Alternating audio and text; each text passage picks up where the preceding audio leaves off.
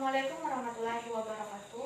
Perkenalkan, saya Cica Yolanda dari jurusan Analis Kesehatan, Prodi Teknologi Laboratorium Medis, Poltekkes Kemenkes Bengkulu, dengan NIM P05150 120008, kelas 1A, dengan materi tugas yang pertama, anatomi fisiologi sistem perkemihan, yang kedua, anatomi fisiologi sistem reproduksi pria dan wanita, yang ketiga, anatomi fisiologi sel. Di sini saya membahas yang pertama, yaitu saya akan membahas mengenai anatomi fisiologi sistem perkemihan. Yang dimaksud dengan sistem perkemihan yaitu suatu sistem yang memproduksi urin dan mengeluarkannya keluar tubuh. Fungsinya yaitu yang pertama, membuang sisa metabolisme, yang kedua, mengeluarkan seluruh kotoran-kotoran yang tidak dibutuhkan lagi oleh tubuh. Yang ketiga, untuk mempertahankan keseimbangan air dan garam, asam dan basa. Yang keempat yaitu sebagai sekresi hormon. Di sini saya memiliki gambar sistem perkemihan. Yang pertama yaitu ada ginjal. Ginjal merupakan salah satu organ yang sangat vital dalam kehidupan. Ginjal berbentuk seperti kacang merah yang terdapat di dalamnya nefron. Selanjutnya di sini ada ureter, yaitu untuk menghubungkan antara ginjal dengan kantung kemih. Yang ketiga yaitu kandung kemih. Kandung kemih ini berfungsi untuk menyimpan urin yang akan dikeluarkan oleh tubuh. Yang keempat yaitu uretra. Uretra ini saluran pembuangan urin keluar dari tubuh. Adapun bagian dari ginjal, yang pertama ada korteks, yang kedua medula, yang ketiga pelvis, yang keempat ada nefron yang terdiri dari 1,2 juta nefron.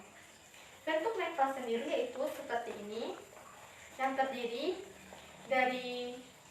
dari glomerulus, yang kedua kapsula Bowman, yang ketiga tubulus contractus proximal, yang keempat lengkung Henle, yang kelima tubulus contractus distal, yang keenam tubulus contractus.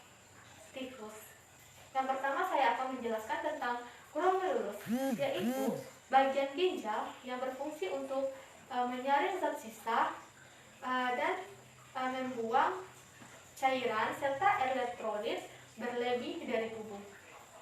Yang kedua yaitu kapsulan Bowman. Kapsulan Bowman ini pelebaran ujung proksimal saluran keluar ginjal yang dibatasi oleh epitel. Bentuknya seperti cangkir yang berdinding ganda.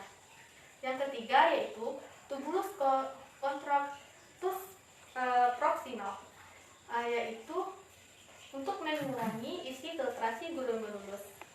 Selanjutnya yaitu lengkung Henle. Lengkung Henle ini berbentuk seperti huruf U untuk menghubungkan antara tubulus contractus proximal dengan tubulus contractus distal. Selanjutnya yaitu ada tubulus contractus distal. Tubulus contractus distal ini yaitu saluran yang berkelok-kelok yang letaknya jauh dari kapsula Bowman dan akan bermuara di tubulus colectivus. Selanjutnya tubulus colectivus yaitu saluran yang berfungsi untuk mengumpulkan urin dan berbagai nefron untuk dibawa ke pelvis dan disimpan di kandung kemih. Selanjutnya terjadinya pembuangan urin di dalam nefron melalui 3 proses. Yang pertama filtrasi, yaitu penyaringan molekul-molekul yang akan dibuang atau molekul yang tidak dibutuhkan tubuh, dan nantinya disimpan di glomerulus. Yang kedua yaitu reabsorpsi, yaitu penyaringan kembali molekul yang dibutuhkan tubuh. Yang ketiga yaitu sekresi, yaitu pembuangan yang benar-benar pembuangan yang tidak dibutuhkan lagi oleh tubuh.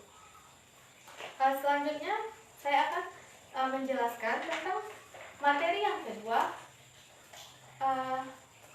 yaitu mengenai materi anatomi fisiologi alat reproduksi pria dan wanita.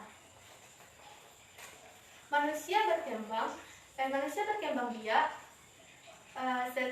secara seksual, artinya ia mampu melakukan fertilisasi, yaitu laki-laki menghasilkan sperma, sedangkan perempuan menghasilkan sel telur atau ovum. Setelah sperma dan sel telur melakukan fertilisasi, maka akan menghasilkan zigot dan kemudian akan membentuk janin.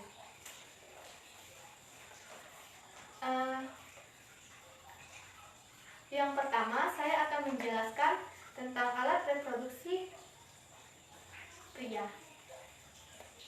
Bagian pertamanya yaitu skrotum.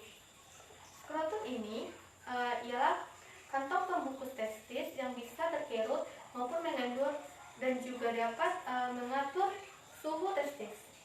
Yang kedua, testis. Jumlahnya sepasang yang akan berperan sebagai pembentukan sperma yang disebut dengan tubulus seminiferus. Yang ketiga yaitu epididymis, yaitu sebagai tempat pematangan dan penyimpanan sperma pertama. Setelah sperma matang, epididymis akan melanjutkan perjalanannya ke Van der Speren kemudian mengantarkan sperma ke vesika seminalis. Setelah sampai di vesika seminalis, sperma dikasih makan dan nutrisi, dan juga menghasilkan getah semen yang putih.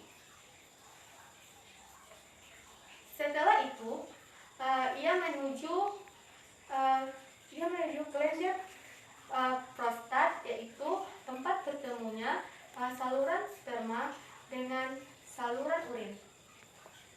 Dan setelah itu, ia akan menuju ke kelenjar Poffer untuk menghasilkan getah basah. Kemudian tahap terakhir yaitu menuju penis.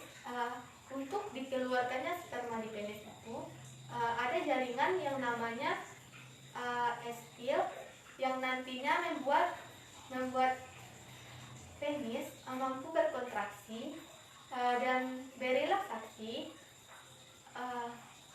Di penis juga terdapat gelang penis, yaitu bagian kepala penis. Selanjutnya, anatomi fisiologi alat reproduksi wanita. Alat reproduksi wanita ini memiliki dua bagian. Yang pertama eksternal, bagian luar. Yang kedua yaitu internal, bagian dalam. Bagian luar, alat reproduksi wanita yang terdapat dua struktur. Yang pertama klistoris, yaitu titik rangsangan wanita yang sangat sensitif. Yang kedua yaitu biceps labia yang terdapat dua labium. Yang pertama labium minor dan yang kedua yaitu labium mayor yang letaknya mengelilingi vagina. Selanjutnya bagian dalam alat reproduksi wanita.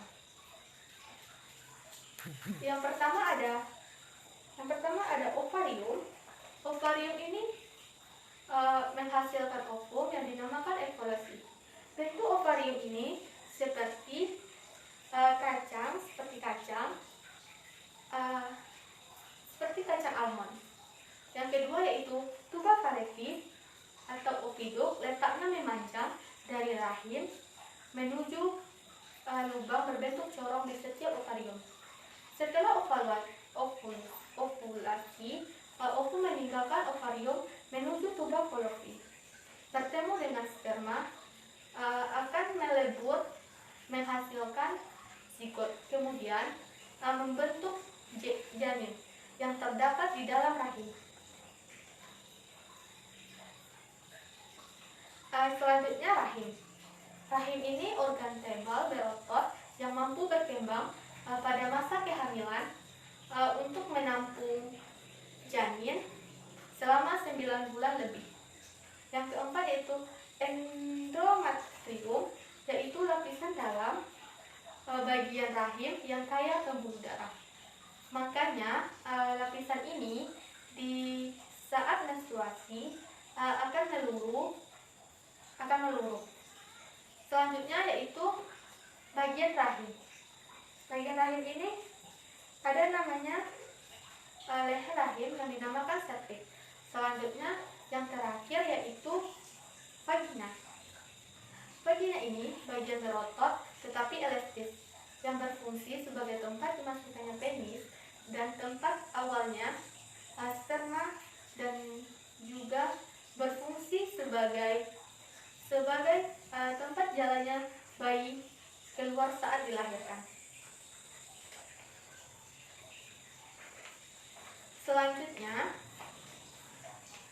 yang terakhir yaitu saya akan menjelaskan tentang anatomi fisiologi sel. Perlu kita ketahui terlebih dahulu, sel merupakan suatu unit dasar dari tubuh manusia, di mana setiap organ merupakan penyatuan dari berbagai macam sel.